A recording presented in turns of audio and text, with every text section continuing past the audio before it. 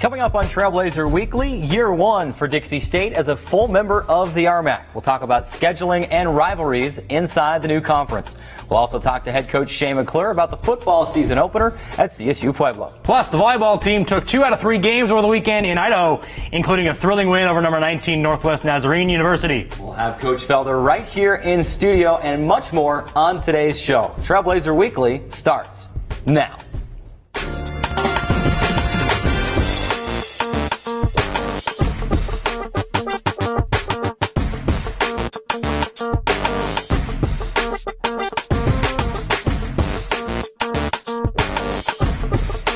We are live inside the CEC TV studios on the Community Education Channel, Radio Dixie 91.3 FM, and the Dixie State Athletics YouTube page with the season premiere of Trailblazer Weekly.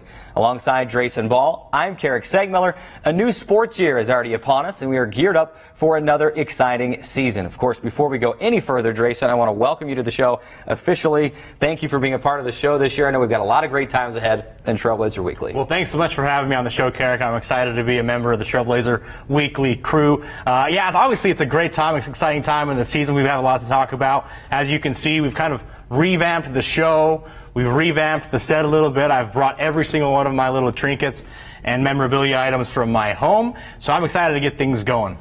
Of course, we got a lot to talk about, and we're going to get to it all. Let's put a pin in it for just a minute because I know you're Dixie State alum.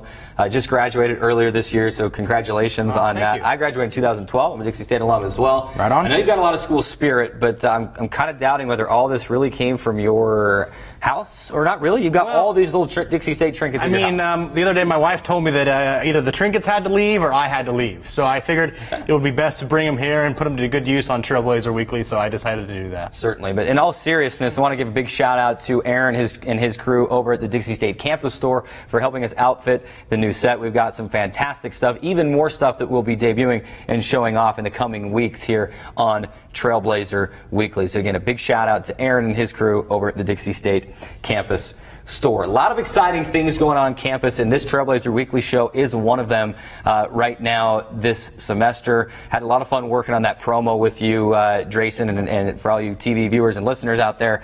You've probably seen it on social media. We're pushing it pretty hard. Our lunch break promo talking about the exciting things going on campus.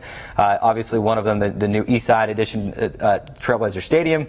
One of them is the Human Performance Center that's being built next to the Student Activity Center, and my, oh my, what a building that is. And just looking at the structure now, it's a beautiful, you can see how magnificent that building will be and how important to the athletic department that will be. But the other thing that we featured, other than the Trailblazer Weekly show, in that promo was the Rocky Mountain Athletic Conference, the first season for Dixie State as a full member in the RMAC. You may be thinking, that's all news now. It was almost 2 years ago that the news broke that Dixie State would be moving all their sports to the Rocky Mountain Athletic Conference. However, it is very pertinent and relevant now because this is that season, the 2018 season, which was the targeted season. It's here. Games are starting to be played. Conference play hasn't opened yet, but Drayson, for the first time in the NCAA Division II era, Dixie State has all of its 15 sports under one roof inside the Rocky Mountain Athletic Conference. Yeah, you mentioned it, Carrick. It's truly an exciting time. We've waited a long time in anticipation of this jump into the Rocky Mountain Athletic Conference. Obviously, football has been a partial member in there for a few years now, and they've been able to kind of get their feet wet in that conference. And so we've kind of got to know the conference a little bit through the football team. But now, as you mentioned, we have all of our 15 athletic programs in that conference under one roof, like you mentioned. And so it's going to be a tremendous opportunity to see kind of where we rank in a different conference coming from the Pac West. Of course, Rocky Mountain Athletic Conference, and we're going to break this down, just tease the segment here a little bit more. We're going to talk about, obviously, RMAC membership, the sports that they offer. We'll talk about and give you a brief history about the RMAC, some rivals, and some scheduling information here inside the conference. Lot to get to in just a short time in this first segment. But first, 22 sports offered by the Rocky Mountain Athletic Conference, and Dixie State has 15 sports to go in that 22 sport conference. Did a little math. Of the 16 teams in the RMAC who are full members, only one of those schools has a sport in all 22 sports offered by the Rocky Mountain Athletic Conference. That's Colorado Mesa. Has all 22 sports in the conference, but an average of just over 15 sports per school in the conference is what we're seeing. So Dixie State right there at the average with 15 sports moving in. And those sports that Dixie State offers, obviously, just real quickly, baseball, men's and women's basketball, men's and women's cross country, football, men's and women's golf, men's and women's soccer, softball, women's swimming, women's tennis, women's track, and volleyball. Let's talk about RMAC membership for just a moment. I mentioned just a moment ago, 16 teams in the RMAC spanned over a stretch of 5 states in this western United States. Utah is as far west as it goes with Dixie State and Westminster, and then stretching all the way to Nebraska up into South Dakota with Black Hill State, South Dakota Mines, and Chadron State in South Dakota, and then Chadron State in Nebraska. Very widespread conference, Jason, but a great home and the right fit right now for Dixie State. Yeah, and as you see on that map for the TV listeners, obviously there's a very dense population there in Colorado. Just one school in New Mexico, as you mentioned. But yeah, it's going to be a tremendous opportunity in this RMAC to be able to travel to different parts of the country and play different teams to where we've not been used to playing. Yeah, certainly, you know, in the RMAC, it's going to be a large conference, and that's going to inflict scheduling and things like that. We'll talk about that a little bit later as well, but it's a good time to get things going. How about a brief history of the Rocky Mountain Athletic Conference for those who maybe aren't familiar? If you do know, then great. It's just a quick review for you. But this is a conference, a very storied conference. The Pac West was a great home for most of Dixie State sports as well. But now, as I mentioned, an opportunity to have all these sports under one roof, to have rivalries transition and filter through from sport to sport. That will be fun. But how about a brief history of the Rocky Mountain Athletic Conference? Conference that's been around for more than 100 years. Founded in 1909, originally known as the Colorado Faculty Athletic Conference, was formed on March 6, 1909 by the 4 charter members. University of Colorado, how about that? Colorado A&M, which is now Colorado State University, Colorado College, and Colorado School of Mines. So there's still one original member in that conference. So you heard names like Colorado State University. As the membership went on, you actually had BYU, Utah, and SUU even as recent as the 1980s. That's just SUU. BYU and Utah State were in it much, much earlier. We're talking 1920s. But it's been a Division I conference at one time, and then in the early 1990s moved to Division II. But most of the schools in Utah have been part of the Rocky Mountain Athletic Conference, and a very storied, great fit for Dixie State. Yeah, you said it. It's a storied conference, like you said, and with schools like BYU, SUU, University of Utah, Utah State, all being a part of Rocky Mountain Athletic Conference for whatever time they were in there. It just gives it a little bit more color and a little bit more personality, I guess, if you will, in the Rocky Mountain Athletic Conference. And it's got a tremendous history, like we mentioned, and there's so much more that we didn't even have a chance to list off. But it's really got an awesome story behind it, and we're excited to be in there. And I'll just say that this is, as they like to say, a president's conference. The presidents help make a lot of decisions in this conference, but it's a very student-athlete driven conference. Not that other conferences aren't. Like I said, Pacific West Conference was great, but the RMAC Commissioner Chris Graham and the Associate Commissioner Kirsten Ford were here just yesterday. On Tuesday, and spoke to all of us Dixie State administration and staff, and they have a great vision for the Rocky Mountain Athletic Conference. At times they have some policies and some things that they got us up to speed on that say, hey, this is going to be a no nonsense business. We're here to have fun. We're here to play these games, but you will respect officials. You will make sure that you do things in a timely manner. You will exchange game film on time and appropriately. I mean, is everything down to the way you tie your shoes? No, not that, maybe not that quite, that's a little bit of exaggeration, but it was kind of a breath of fresh air to see that, from the top down, this is a conference that really cares about its student athletes, it cares about its members, and it wants to do the best thing for it, and Dixie State, I think, couldn't be in a better spot. Let's talk rivalries for a minute. Who's who inside the Rocky Mountain Athletic Conference? Some of the schools, Dixie State has already been playing for the better part of a decade. Colorado Mesa, just down the road or to the east a little ways in Grand Junction, Colorado.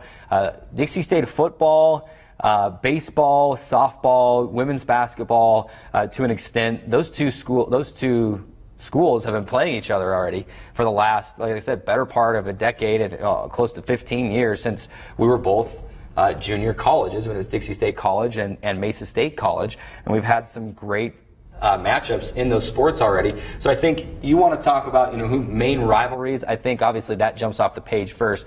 Colorado Mesa, we've already been able to see over the last couple football games. Dixie State goes in 2016 and gets a thrilling come from behind win over a then ranked Colorado Mesa squad in Grand Junction. And that's not when the rivalry was born, but I think that's when it was reignited at that point, knowing that we were going to be full conference mates in just a few years. Absolutely, Carrick. That's the one that certainly jumps off the page most to me. Obviously, we've been familiar with them a little bit because we've played them in various sports, but I think they will be our California Baptist, if you will, of the Rocky Mountain Athletic Conference. And so it's going to be really fun just to be able to see the dynamic that we have between them, to be able to, see where we rank against them and all the other sports, not just the football and the baseballs of the world that we've been playing with for the last few seasons. Of course, you mentioned Colorado Mesa. You can't forget to mention the addition of Westminster. We'll play, Dixie State will play Westminster in men's and women's basketball, in volleyball, and in men's and women's soccer, I believe, and there may be one I'm missing. It slips my mind, but I think that's all of them. And obviously the big deal about Westminster, it's in Salt Lake City. Dixie State now has a built-in in-state rival here in the state of Utah, in Westminster. Yeah, we heard a lot about this a couple weeks ago on our Fall Sports Media Day, where we talked to a lot of the student athletes here at Dixie State to say there's a natural rivalry there just because a lot of the players and athletes on our side of the fence played against these different athletes up there, or maybe played with them, or they just kind of have that built-in natural rivalry because they were, teammates, or they were, played in the same region in high school, things like that. So there's already a natural rivalry just based on that fact alone. Of course, toss out another couple names just as maybe possible rivalries if I've seen football matchups over the last few years. Fort Lewis, both of those football contests over the last 2 years have been hotly contested, close games with a lot on the line. Dixie State clinching a winning season in 2016.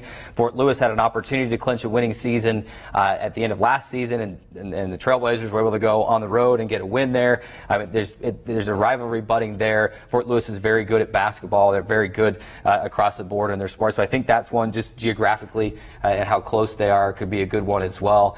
Metro State Denver, very good, very good school in their athletic department, very good at basketball, very good at volleyball. I think we'll see some stuff there as well. Quickly before we go to break here, I also want to mention just the scheduling will change a little bit too. In the Pac West, some of the sports you'd see, 7, 8, 9, 10-day road trips to get games in. You won't see that anymore in the Rocky Mountain Athletic Conference. Very much a conference focused on cutting down missed class time, and so you're going to see all of the events taking place on weekends, with the exception of maybe a few. Dixie State and Westminster may get together, when they play maybe earlier in the week, just because of, you're a little bit closer. You can get that played. You don't have to go anywhere else on that trip as well. Basketball will be playing Friday, Saturday, back-to-backs. That's new. Soccer will be playing Friday, Sunday. That's a little bit newer. You might see a few more games on Sunday than in the past. But obviously football on Saturday as well. But scheduling changes a little bit, but I think give it a year or two, and Dixie State will be used to it, and it'll be old hat to them. Yeah, it might be a little bit difficult to get used to at first, but I think after a while, and really that's the most important part, is to keep the student athletes in school. I mean, obviously they're student athletes, the student comes first. I think it's really important to keep the students in classes where they need to be. We could talk about this probably for an entire show. Our time has expired here in this first segment, but excited about the move to the Rocky Mountain Athletic Conference. All 15 sports again at Dixie State under one roof inside the RMAC. This is the 2018-19 season premiere of Trailblazer Weekly, live on CEC TV, Radio Dixie 91.3, and the DSU Athletics YouTube page. It's time for our first break. We are joined by football head coach Shay McClure on the other side of this timeout. Hey Dixie State fans, this is Carrick Segmiller and Drayson Ball.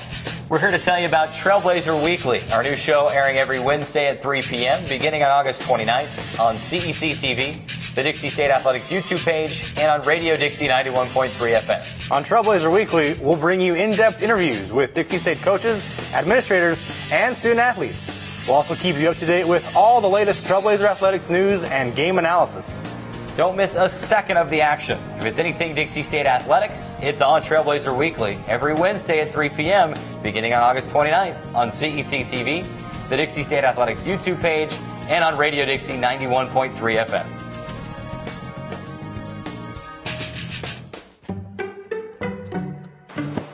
Testing.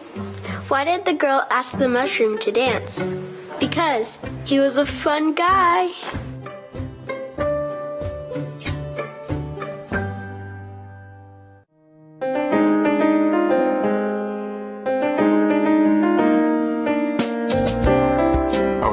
There we are. Hi, I'm Eric Young. And I'm Jennifer Kohler. And this is, we're coming to you right before our show that we go live with Talking Point Live. And we just wanted to tell you to make sure you join us Wednesdays at 9:30, live coming to you from the studios of the CEC here on the campus of Dixie State University. Yeah, and you can catch the rebroadcast at 9:30 when we're not live, and 12:30 and 4:30.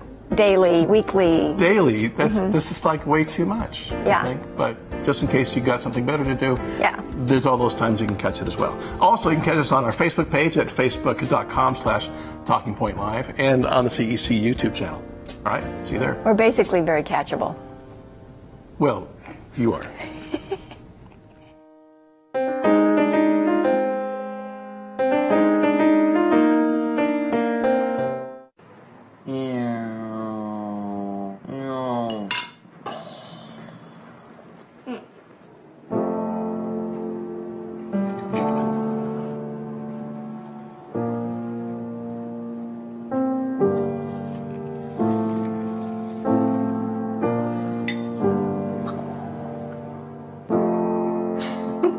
Visit aarp.org/caregiving for information on how to provide even better care for the person who wants to care of you. Where do you find the titans of classical music in St. George?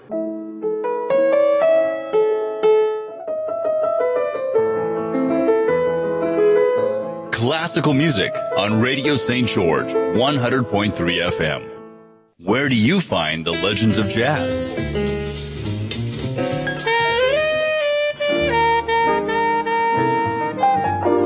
Evenings on Radio St. George, 100.3 FM.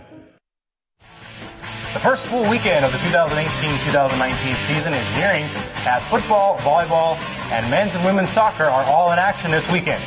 Keep up with all the action with pictures, stats, and game recaps at DixieStateAthletics.com. Indeed, it is the first full weekend of the new season, and I know one team that is ecstatic to be able to finally say that it is game week. After weeks of beating up on each other, the Dixie State football team will open its season on Saturday at Colorado State Pueblo. Here to help us break it all down with this week's matchup is the man with the game plan, head coach Shay McClure. Coach, thanks for joining us today, for being part of the show, this season premiere of this revamped Trailblazer Weekly. You know, I'm excited to be here. Appreciate you guys having us. Coach, I just want to start with this. I know you're go, go, go all the time, football, coaching, but what does Shay McClure, the man, do when he's not coaching football? Is there a certain hobby that you have? What do you do to wind down? What do you do? You don't get a whole lot of time as a football coach, because if you're not coaching, you're recruiting. If you're not recruiting, you're working camps. But if I can find time to get 18 holes in, I am a happy guy. And how's that handicap working out right now? Are you shooting low 70s? Where are you at about right now? I'm usually a high 70s guy. Yeah. Remind me not to golf with you then, because I'm a high 100s guy. Don't get Eric started on golfing. He'll hustle you. No, happy to have Coach Shay McClure here on the new set with us. And Coach, want to just talk a little bit about fall camp's a couple of weeks in the rearview mirror. You've been having just practices getting ready for Pueblo, but so of course want to talk a little bit about that and then just Pueblo specifically. So let's start with the fall camp and review how that went. Obviously, a big group of new guys that came in, but as you were able to observe the different units throughout the fall camp, was there a certain unit that kind of jumped off the page and maybe said, this is the unit that impressed me during fall camp this year? I really was impressed with the defensive line. Both returners and newcomers have blended really well together, have some really talented young men that mixed in with the young men that we had a year ago. I think it's a group that is growing. Coach Garza has changed our scheme on the defensive side of the football, and so it's really provided those guys to do some more things than we did in the past, and I think it helps them, and their abilities and using their abilities to fit into the scheme that we're doing. You mentioned Coach Garza, and then Coach Roller on the offensive side of the ball. 2 new coordinators. Of course, they were both there in the spring, Correct. So it wasn't, as crazy it could be if they were both new coming into the fall. But how has that transition been as you coordinate and put in a new system? It's been really good. We did revamp both sides of the football, and in the spring, you do so little as far as schemes concerned. You put in your base, you teach the kids the new terminology, and you run through. You don't get into all the other stuff that goes into it, and now as we enter game week, and 3 weeks being in the rearview mirror, now 4 of implementation of the systems, and how much more there is, and certain guys have grasped it better than others, and those are the guys that have stepped up and are now allowed to play rather than think about it. Now some of the guys are still coming along, but I've seen a lot of progress. Talked a lot over the last couple of years since you've been here at Dixie State University about creating an identity, that CAI theme.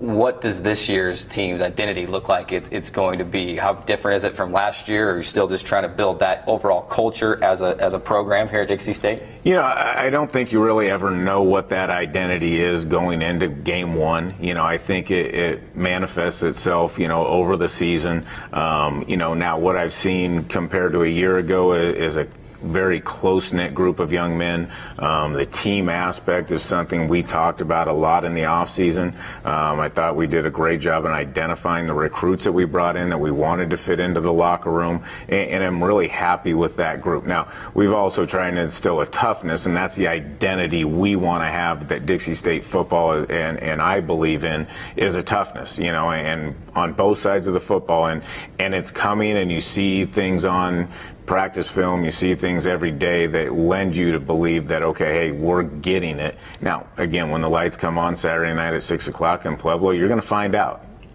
Yeah, and Coach, you mentioned, we've been in fall camp for 3 weeks now, and you've kind of been able to game prep a little bit. Is there anyone, specifically one player, maybe, I don't know, a group of players that have maybe a freshman or newcomer or something like that that impressed you so far this fall camp? There's so many to name. There's a lot of young men that have come in that are going to contribute for us this year right away. In the freshman class, on the offensive side, you got Lawrence Starks at tailback, has been very impressive. Missed a week with a slight injury, but has come back like gangbusters.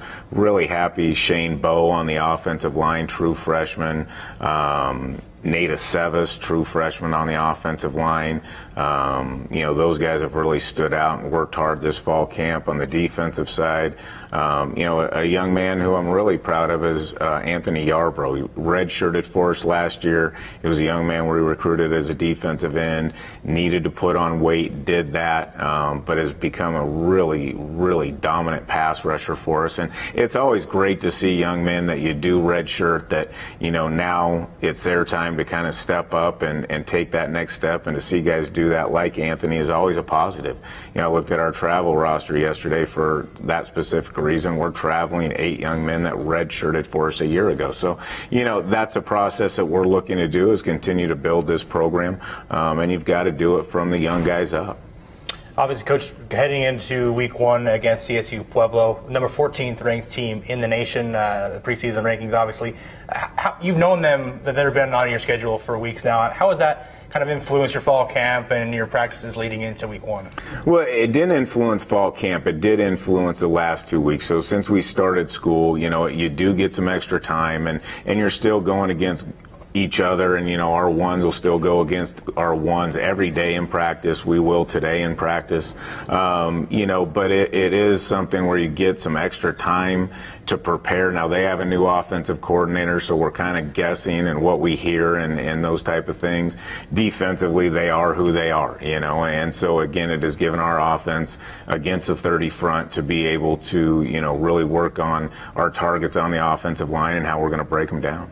And you mentioned the defense, Coach. They were stingy last year. They allowed just over 14 points per game and just 10 in the game you played against them last season. What did you learn from last year's matchup that might help you in this year's matchup? That they're really good. No, they returned 10 starters. Of those 10 starters, and Kara can correct me if I'm wrong, but I think 8 of them received all-conference recognition a year ago. They're a senior-laden group. They're very talented. They have 2 corners that can lock you down. Their Mike linebacker is the preseason all-conference player of the year. Their nose guard is a man, and he plays like a man. So, again, we know what we're facing. We've got our work cut out for them, probably the best defense we'll face in the regular season right out of the gate. So we're going to find out some things about ourselves, and obviously you go into the game knowing, hey, we're going to go compete, and that's all I can ask my kids to do. Now, we'll figure out some things. I think Coach Rowland has a great game plan for them. We're still putting that together and working out the nuances of it. But, we're going to face a very formidable opponent. They're not preseason ranked number 14 just because they are. They've got talented players. So do we. They practiced for the last 3 weeks. So did we. So when the lights come on, we're going to find out. Of course, you mentioned the All-RMAC recognition from last year. They bring a lot of those guys back. 10 preseason All-RMAC nominations and selections, and 7 of those guys on that defensive side. But they're sneaky good. Maybe sneaky is not the right word, because everybody knows they're good on offense. You mentioned they've got a new offensive coordinator this year. But last year was a very balanced attack between a pretty potent passing game when they needed to be, and then obviously Marche Denard on the ground, 1,000-yard rusher. They bring him back. What's the mentality defensively going in? Like you said, don't know a lot maybe about the new offense in particular, but looking at last year's tape and just saying it was a balanced attack. They passed the ball against us. They ran the ball when they need to, and they bring a 1,000-yard rusher back. What's the mentality defensively? Yeah, again, we're preparing a little bit for everything. They were a Big 12 personnel team a year ago. We understand they're not going to do that. They brought in an offensive coordinator who's more of a spread system. And then obviously Marche Denard. Because on top of Marche Denard, they returned McDougal, who sat out last year with injury, who the season before was their leading rusher. At quarterback, they've got a young man who really slings the ball, more of a pocket guy, somewhat athletic, but then they've got another young man who's more of a true zone read guy. So, again, from the defensive perspective, we've had to prepare a little bit for everything. Now, the nice thing, if they want to go to the one-back type of stuff, our offense will do a lot of those same things that they do. So we've been able to see that for the last 3 weeks. So Coach Garza's had to really, kind of grab bag a little bit, just not knowing for sure. Now, again, once they come out in those first couple series, you'll get an idea of who they are, and we'll settle down and make some adjustments and go from there. Tracy hinted at this a little bit, and I know you're a big proponent of, it doesn't matter the opponent, especially here in the RMAC. You go down to Highlands last year, week 1, and lose a close barn burner down there. But has the focus been from the players maybe any different this year, knowing we're going to CSU Pueblo week 1? Have you noticed them just a little bit more crisp and on top of their game, knowing that there's not going to be any room for mistakes or error in this week 1 game? Honestly, we're at a point in our program right now, and I told the kids this on Monday, that we're not good enough to not be perfect every day. And in this conference, and Colorado State Pueblo has gotten beat by Fort Lewis 2 years in a row and lost at their home last year. And then we go and play Fort Lewis 2 weeks later and beat them at their home. This conference, from top to bottom, you cannot take a week off. They will jump up and get you. As far as our focus has been, our focus is on us. And so, our young men, we worry about what we can control, how we perform, how we operate, not so much about how our opponent or who our opponent is. Talk about the RMAC. Obviously, this is your 3rd year going into the RMAC. The rest of the athletic programs here at Dixie State make that jump this year into the Rocky Mountain Athletic Conference. Have you kind of become the go-to guy from a lot of the coaches, saying, hey, what do you do in this town? What do you do in this town? Tell me what you do in Pueblo, or tell me what you do in Denver. Have you become kind of that go-to guy? Yeah, a little bit in the travel perspective. Now there's a lot more Denver teams that, the other schools deal, or the other sports deal with, that we don't. But, when you're talking about going to Western State, Colorado, yeah, you need to know, where did you stay? Where did you eat? Who did you contact? Those type of things. So, yeah, obviously the department's really close. All the head coaches, we talk all the time. So it's a good, close-knit group. And, yeah, they've reached out a little bit. And it's more of, hey, don't stay here or don't eat there, than it is as much go to this person. Coach, one of the maybe more exciting things that we've yet to touch on so far today is the new addition to the Trailblazer Stadium, the grandstand on the east side. What's it been like to kind of practice in that the last few weeks? How has it changed the dynamic? What kind of atmosphere do you expect going into the season with that new addition to the Trailblazer Stadium? You know, I'll tell you, when it's empty, I mean, still it feels like a college football stadium, and that's the nice thing. You know, first time I ever walked out there with people in it was at graduation this past year. I walked down the hill, and you know, that whole news side was full, and to see that, you know, to have the vision of, you know, what September 8th is going to look like at our home opener, and you know, Wendy's guaranteeing me 10,000 people, so I'm getting fired up on that. But no, it does. It changes the ambiance of it, you know, and I looked at some film from last year when there was just dirt over there, and you don't really realize it now after being built for, you know, 4 or 5 months now. It's like old hat. But no, it definitely changes the atmosphere, and, you know, we look forward to people filling it up. Coach, special thanks for stopping by on the show today. We've kind of run out of time on the segment, but we'll get you on your way anyways and get ready for practice and get going with practice. And good luck in Pueblo this weekend. Appreciate it. Thank you for having me. Thanks. Again, special thanks to head coach Shane McClure for joining us on the season premiere of Trailblazer Weekly. Remember, you can find the live video and live stats for Saturday's game at CSU Pueblo on DixieStateAthletics.com. Time for another timeout as we transition from the field to the court. Volleyball head coach Robin Felder joins us right after this timeout. Radio Dixie 91.3. We don't play that. Nope, not that. A big fat no there. That's what we play. And stuff like that. On St. George's only alternative, Radio Dixie 91.3. Oh, and from 9 till midnight, we play this. I need a one dance. And this. Radio Dixie 91.3 FM. Oh, lunchtime. I'm starving. Yeah, me too. Hey, Carrick, have you heard about the most exciting new thing on campus this semester? Oh, you must be talking about the new grandstand addition on the east side of Trailblazer Stadium. No, man, that's actually not what I'm talking about. Oh, you must be referring to the new Human Performance Center they're building on campus. Well, that's a good guess, Carrick, but nope, wrong again.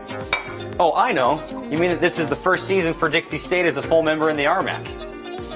All those things are really exciting, Carrick, but the most exciting new thing on campus is the new Trailblazer Weekly show every Wednesday at 3 p.m. on CEC TV, the Dixie State Athletics YouTube page, and on Radio Dixie 91.3 FM. You're right. That is more exciting. Trailblazer Weekly, every Wednesday at 3 p.m. beginning on August 29th on CEC TV, Dixie State Athletics YouTube page, and Radio Dixie 91.3 FM. Hi, good morning. Welcome to our set here of Talking Point Live. We're just getting ready to shoot our show, but we thought we'd put out a little bit of a promotion so you know when this is going to be rebroadcast. Right. You can find us at 9:30, 12:30, 4:30. Sorry, did I step on you? I'm always stepping on you. You are. Tune in and watch me step on Jen Moore. Or attempt to, anyway. Where do you find the titans of classical music in St. George?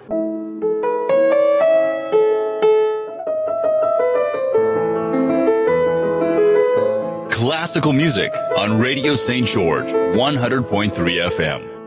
Where do you find the legends of jazz?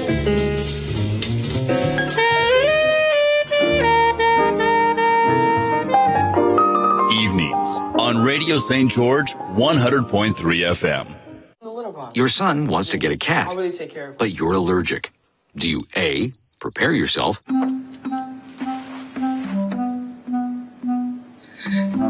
B, make the best of it, C squared equals 25. Good job! or C, find a loophole? When it comes to parenting, there are no perfect answers, but that's okay, because you don't have to be perfect to be a perfect parent. Teens in foster care will love you just the same. Trailblazer Weekly is presented by the Dixie State Campus Store. Big shout out to Aaron and his crew for helping us deck out our new set with all the spiffy Dixie State gear and memorabilia. Of course, we are live on CEC TV, Radio Dixie 91.3, and the Dixie State Athletics YouTube page. However, you're joining us today, we thank you and hope you're enjoying the show. The 2018-19 season officially opened last week when the DSU volleyball team headed to Idaho for 3 matches. After a tough break in the first game, the Trailblazers rallied for 2 victories, including a thrilling win over the number 19 ranked Northwest Nazarene University. Here to help us recap it all is head coach Robin Felder. Coach, thanks so much for joining us here on Trailblazer Weekly. Give us kind of just a recap of the weekend, if you will. Obviously, you kind of overcame a disappointing loss to Biola University, but then you rallied back nicely and won over Northwest Nazarene University. Give us kind of a recap and how much that was a confidence booster for your team. Yeah, you know, this weekend was just kind of seeing how we competed. And right out the gate, playing Biola, we knew within the first 10 points that it was going to be a grudge match because we just traded points, similar type teams as far as big hitters, good defense, and just physical athletes. So, yes, Biola was disappointing. We did want to win, but we didn't walk away from that match feeling disappointed at all because we were just really excited with how we competed. Playing Northwest Nazarene is always a grudge match. We have, like, bad blood with them. So that was just fun. We got to play in front of a crowd. Got to beat, you know, a ranked team in their gym, so that's just really always a good thing. And then, like I said, to end with such a dominant win over Monterey Bay was just how we wanted to end that tournament. We know we needed to win in 3 to kind of take the tournament and the MVP honors, and so that's really what we were gunning for. And obviously, with 3 games on your belt so far, it kind of gave you a decent sample size as to what you may see later on in the season. What things did you, maybe specific things that you saw that you liked, what specific things did you see that you could maybe improve on going forward? Yeah, you know, we found a starting lineup, so that was nice to kind of see what kids were gelling and what was working. I mean, we're just a heavy-hitting team. We've got kids that are athletic, that can hit the ball really well. So offensively, we just kind of fine-tuned some things that we did well. We had some kids really step up that we were kind of surprised by, honestly. Trainer had a ridiculous weekend. MVP, I mean, we knew she was a stud, but she just is a gamer as well, so that was really fun to see. But definitely have some adjustments going into this weekend that we need to get better at. Of course, you mentioned Megan Trainor and how big she was for your team. That was just fantastic to see. I'm sure you're happy that you have an underclassman like that stepping up. One question I've got, I'm sure it comes up all the time. Does the team like to give her grief about her name a little bit? Megan Trainor, the singer, does it come up ever? Or is it something I just think more of than not than so much with the team. Like so far when we traveled, she says her name on the airline, like Megan Trainor, and they're like, really? Is that your name? So I think we get razzed by the flight crew and like the ticket agent way more than the team razzes her. Good times. What stood out to you as maybe the most impressive thing that you saw throughout the 3 games up in Idaho? Was it the team's ability to bounce back after a tough loss to Biola? Was it the way you closed it out? What was the most impressive to you? Yeah, I mean, we use the word grit in our gym a lot, and the team really played gritty this weekend. That's something we were really lacking last year, just obviously because we didn't have as much experience, but the kids are fighters. I mean, when we're down 2-0, they're fighting in game 3 where, you know, sometimes you just lay down and, you know, let it go. You know, we had game point on us tons of times over the weekend. We were able to battle back and just fight, and I really love to see the grit from these girls. Of course, we like to talk about the student athletes individually. We're excited to have some of your student athletes, hopefully a lot of them on the show throughout this fall season. We mentioned Megan a little bit already. Obviously, Hannah is one of the senior leaders. Who else are some that maybe you were a little under the radar in practice and then had big performances that were able to help this team up in Idaho? Yeah, I mean, Mallory Marshall was definitely one. She's coming off a knee surgery, and she's got 2 brand new knees, you know, and so we weren't expecting her to be as good as she was this soon. She just had a phenomenal weekend with energy and terminating the ball and blocking. You know, Jordan Nelson's another one. She's our small setter. She doesn't get a lot of attention, but that kid is a workhorse. She is the tiniest kid in the gym that will outwork anybody. She's always cheering. She is dead nails with her location on setting. She knows how to run the offense. So I thought Jordan Nelson had a great weekend for us as well. Coach, looking forward a little bit, I guess, to this upcoming weekend, and obviously I have the tremendous home event here, the tournament, the Dixie Garden Inn Classic that you're going to be hosting over in the Burns Arena.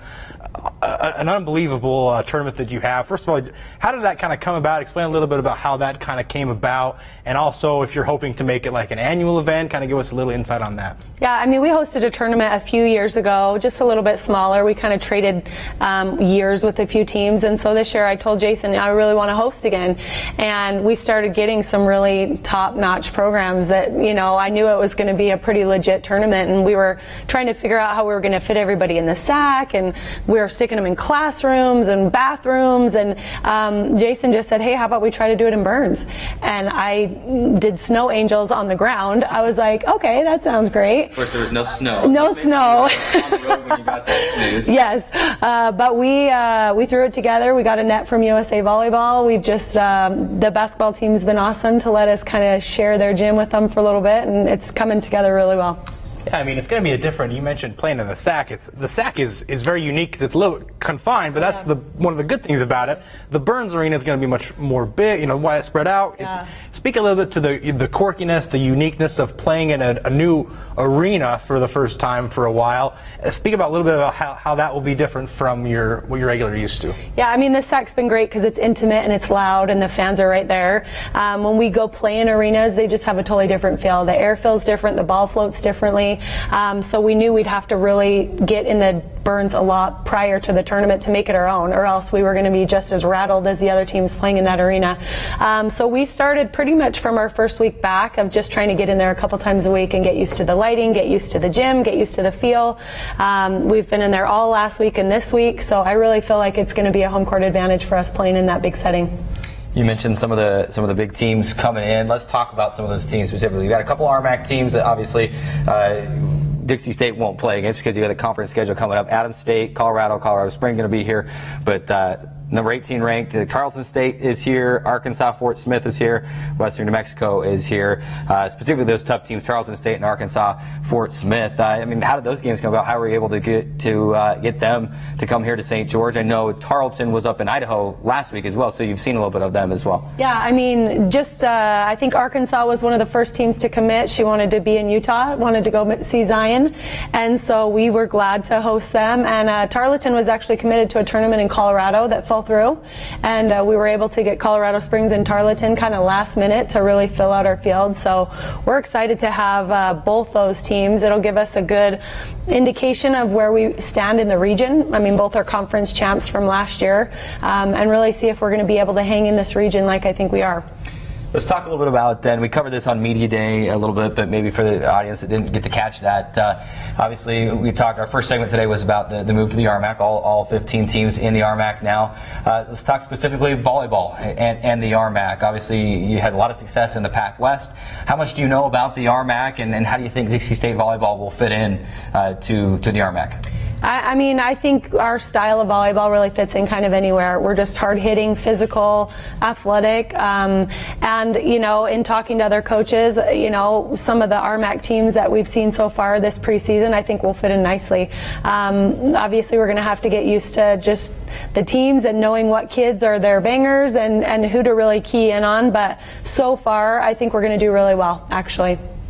And Coach, obviously, we talked about in the first segment that there's a lot of density of the schools in around the Denver area, Colorado. Obviously, a higher elevation type of style. Do you think that will have any sort of effect? Obviously, we're a little bit lower, closer to sea level here in St. George. Will that have any effect playing in those higher elevation cities?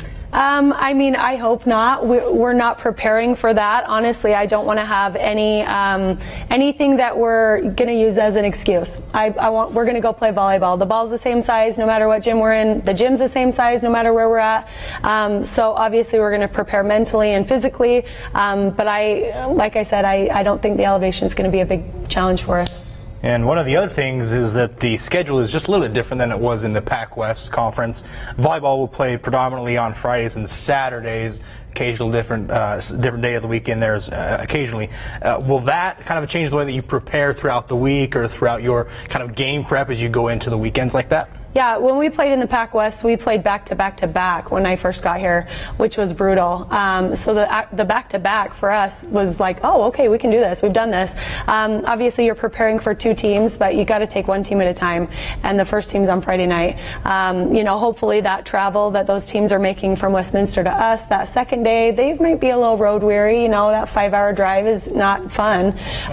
So we're going to do our best to prepare those kids Saturday morning and just all week long for both those teams. You've got to. Talk about how familiar maybe you are with some of the teams in the RMAC at this point. Maybe coaches you know. Obviously, it's early. You haven't really got into your first conference schedule yet, but have you had any communication with any of the other coaches? You know, hey, welcome to the conference type thing. How much do you know about the RMAC here in volleyball in the conference? Yeah, I mean, when we joined, I had quite a few of the coaches were just like, hey, welcome to the conference. We've seen Colorado Mesa. Obviously, they're close by, so we've seen them in past years. You know, I just know that the top half of the conference is all legit. I mean, that's what I've heard. Anybody can be anybody on any given day. And so that's where we want to be, obviously, and we want to be in the top 4 so that we can host that regional at the end of the conference. Well, Coach, it was great to have you. It was a tremendous opportunity. We look forward to having you on, and obviously if more of your student athletes on throughout the rest of the season. And we wish you good luck, and hopefully that everything goes well for you throughout the season. Thank you. We'll definitely be there at the Burns this weekend to catch that. Also, you can watch all of those games online. Links for that Dixie State Athletics YouTube page. But it'll be fun. Volleyball in the Burns hasn't happened before, so let's do this. Let's do it. It's going to be exciting. It is time for our final time out of the show. We'll recap today's topics as well as take a look at the weekend's schedule. Don't go anywhere. There's more Trailblazer Weekly right after this.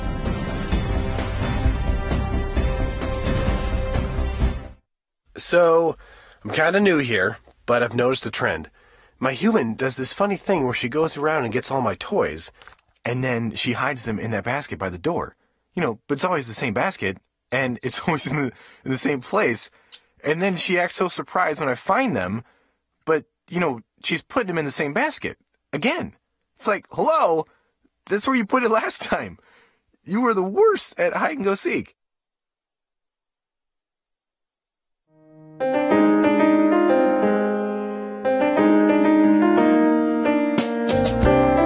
Are we good? Yeah. There we are. Hi, I'm Eric Young. And I'm Jennifer Kohler. And this is, we're coming to you right before our show that we go live with Talking Point Live. And we just wanted to tell you to make sure you join us Wednesdays at 9:30, live coming to you from the studios of the CEC here on the campus of Dixie State University. Yeah, and you can catch the rebroadcast at 9:30 when we're not live, and 12:30 and 4:30.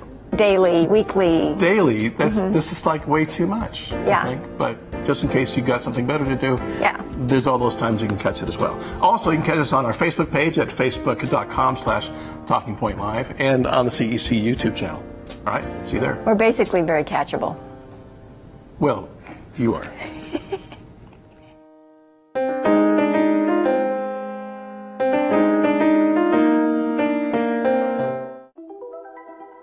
Todd's a great guy. I mean, look at him. What a sweetheart. Attaboy. Wait, Todd, what are you doing? How totally selfish and un-Todd-like of you. Come on, Todd. Come on, man. Radio Dixie 91.3. We don't play that. Nope, not that. A big fat no there. That's what we play. And stuff like that. On St. George's only alternative, Radio Dixie 91.3. Oh, and from 9 till midnight, we play this. I need a one dance. And this. Radio Dixie 91.3 FM. Your daughter is having trouble learning French. Do you A, hire a tutor? Bonjour.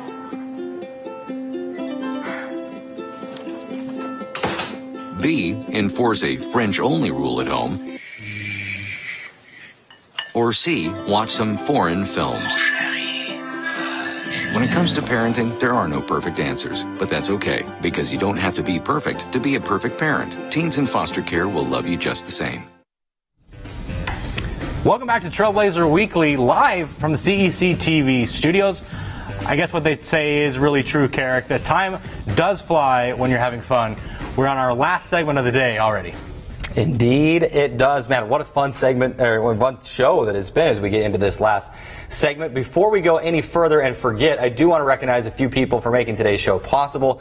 First, another big thanks for Aaron Meadows and the Dixie State Campus Store for all our Trailblazer swag here on the table. Also want to thank Martin Kelly for producing the show on the radio side.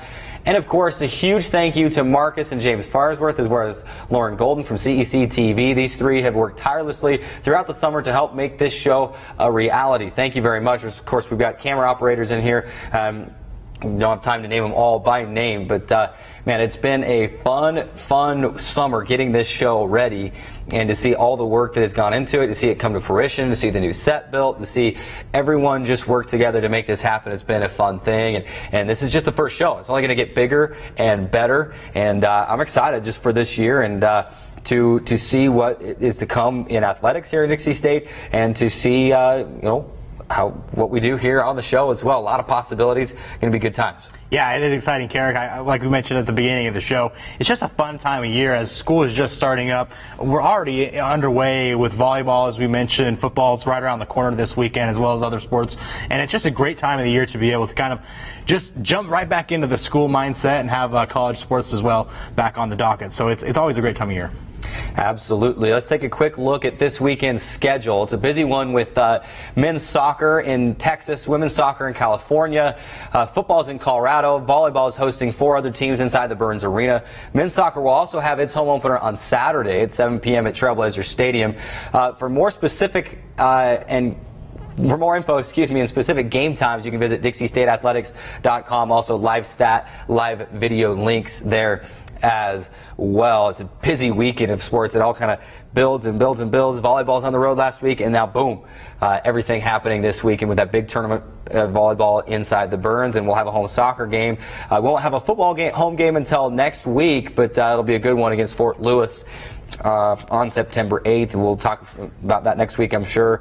We'll also recap football at CSU Pueblo this Saturday. Big time matchup for them. We'll talk about that again here in just a minute. But busy weekend. You can find all the info at DixieStateAthletics.com. We'll have stories, photos, stats. So just come hang out with us at the Burns this weekend. Come see us for the soccer, and then stay tuned for all the other football and women's soccer news from the road as well. And time expiring quickly here. Got a few minutes left. I want to recap. Listen, that's what we're going to kind of do in this last segment. We kind of call it putting a bow on the show. So, Drayson, let's look back, and for maybe some of you that weren't watching or listening in the earlier segments of the show, and we'll just recap kind of what we talked about throughout the show earlier today. We started things off talking about the RMAC. Drayson, what's so exciting about the Rocky Mountain Athletic Conference? Well, I mean, there's a lot of things to look forward to. Obviously, we're now a full member for the first time in a couple of years. Since we announced it a few years ago, we're finally a full member. A lot of things to look forward to. We talked about it's a very storied and historic conference in the college athletic programs. BYU, Utah State, University of Utah, SUU, we're all members at one point of the Rocky Mountain Athletic Conference, a conference that used to be a Division I conference, now has since come back to Division II. Obviously there's going to be a lot of different rivalries that we will develop over the coming years in this conference. We talked about Colorado Mesa University and obviously Westminster up in Salt Lake City. So a lot of interesting and important things to look forward to as we become a full member of the Rocky Mountain Athletic Conference. Absolutely. We talked a little bit about scheduling as well that we mentioned with Coach Felder and volleyball playing on Friday, Saturday, which she was, wasn't much of a problem to her. They played back to back in the early days of the Pac West, so that'll be different. But soccer is a sport that you always got to have that travel day. Just so much, you have to be so fit, so much running in that sport. So soccer will be playing on the Friday, Sunday schedule. That's a little bit different than the Thursday, Saturday than the Pac West had. There'll be more Sunday games, but you have to give soccer that day in between with how much running there is. Also, as we get into the winter sports, basketball will have back-to-backs. That'll be new for basketball. They're used to that travel day. So playing the back-to-backs will be new for basketball. But like Coach Felder hinted at when she was in here just a few minutes ago, any team that anytime you go out on the road, you have to do the back-to-backs. Remember that when you're here, the teams doing the back-to-backs, whether it's volleyball, basketball, whatever sports doing those back-to-backs, they will have been in Salt Lake City the night before and having to make that 4-hour drive, depending on weather, between, down I-15, between here and Salt Lake City. So it all evens out in the end, and there's some getting used to in the scheduling, but I think all in all it turns out just fine for Dixie State. Yeah, it'll be something to get used to begin with, but obviously as we get going in the conference, it'll all become old hat like you mentioned, and that trip from Salt Lake City down here to St. George, it could be a little treacherous. Obviously in the winter of men's basketball, women's basketball, there can be some storms up there. That might be something interesting to keep an eye on. Whether we might have some issues there, but it will be kind of an advantage to be able to play some of those back-to-backs at our home arenas to be able to get that advantage. Of course, we had head coach Shane McClure in studio for this season premiere. The football team is at CSU Pueblo this weekend. It's a 6 p.m. kickoff.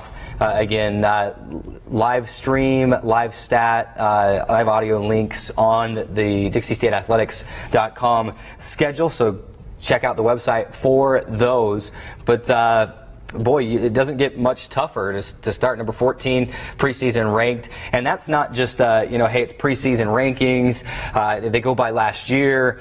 We've seen year in and year out, CSU Pueblo is a dominant football program, and in other sports, is a team that won the Division II National Championship in football in 2014. They've been to the D2 playoffs in 15, 16, and 17 since that national championship in 2014. So, man, what a way to start off for the football team heading to CSU Pueblo week 1. Yes, CSU Pueblo is a tremendous team, and it's going to be a really good test for our football program on the road in the first week of the season. Not to mention, we talked about they have a 1,000-yard rusher coming back as a senior this season in Marche Denard. He rushed for over 1,000 yards last season, and also we didn't get a chance to mention a guy named Austin Michi, who will be back as well. He rushed for almost 1,000 yards as well. So it's going to be a really tremendous start, and we'll be able to see kind of where we meter up early on in the season against a tremendous team in CSU Pueblo. Of course, with the Thunderwolves, it all starts defensively. They're very sneaky good, I called them, offensively, meaning that the defense is so good that sometimes you forget how good the offense is. And Dixie State's defense is going to be very good as well. So this could be a lower scoring game. In 2016, when Dixie State went to Pueblo, I think it was a 21-10 game, something like that. Dixie State had some opportunities to get a little closer. They had a run that was, the runner looked like he was down. It was ruled that it was a fumble that was returned for a touchdown right before halftime that kind of swung things. That's all water under the bridge at this point. But two good defenses going at it. CSU Pueblo, 10 preseason All-RMAC selections, 7 of them defensive. So it all starts with the defense. They're going to force 3 and outs to get their offense back, the ball back to do their thing. Dixie State will have to be ready to play week 1 in Pueblo, which is just a few days away on Saturday. Again, time for that kickoff, 6 p.m. in Pueblo, Colorado. And of course, Robin Felder, volleyball head coach, joined us just a few moments ago to talk about, man, what a weekend it was for them. And it was good to hear her say that, hey, we weren't too disappointed after losing the Biola game, because I certainly felt a little bit disappointed. I was watching that game on the online stream, watching the stats. Hey, Dixie State wins set 4. They're up 2-1, and then it goes kind of go back and forth. But Biola, the old conference mate from the Pac-West Conference, was able to take that last 5th and final, decides to set and win 3-2. But Coach Felder kind of said it was no big deal for us. We played well throughout that game, and then they got down 2-0 and then rallied and won 3-2 against Northwest Nazarene. And that game for me is one of those turning points. It's only game 2 in the season, but I think that's a turning point game to show, hey, we have what it takes to finish out a game, and then they showed it against Monterey Bay with a 3-0 sweep. Right. I mean, let's not look too deep into that loss to Biola to begin the season. It's never going to be roses to begin the season, especially in the first game or first couple of games out of the chute. Obviously, when you get a win over a number 19 ranked Northwest Nazarene University, things are going to look a little bit better. So I'm really encouraged by the weekend that the volleyball team had. I'm really looking forward to the tournament we're going to have in the Burns Arena over this weekend. I think they'll be able to really develop and really be able to put on a tremendous show there in the Burns Arena this weekend. Of course, sophomore Megan Trainer out of Salem, Utah, Salem Hills High School.